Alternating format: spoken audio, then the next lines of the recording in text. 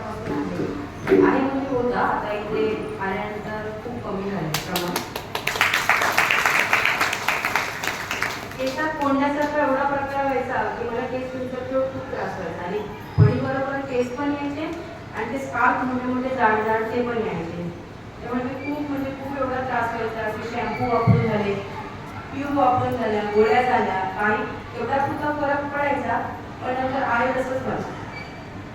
इथे आल्यानंतर मला फेब्रुवारीपर्यंत काही फरक पडला नव्हता, पण मार्चला मी सरांना भेटले आणि बोलले असं असं माझा प्रकार आहे, काय कमी होत नाही सर. तर त्यांनी मला सांगितलं की जलदोती तुम्ही कंटिन्यू करा, तुम्हाला फरक पडणारच. आणि आज माझे केस एवढे म्हणजे क्लीन आहे, त्याच्यामध्ये काही डॅन्ड्रफ वगैरे काही नाही. जलदोती केल्यानंतर एवढं आंबट पाणी आलं पोटातून की दात पण असे आंबट झाले की अक्षरशः मला वाटलं की किती घाण आहे आपल्या शरीरामध्ये. कंटिन्यू 15 दिवस करत करत करत आजही मग करते, मला एकदम फायदा आला. आणि सरांबद्दल मला 2 ओळी बोलायच्या आहेत.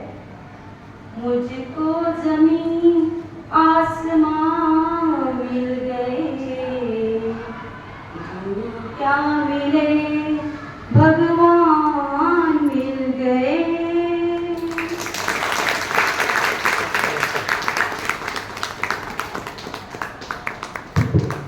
धन्यवाद मॅडम.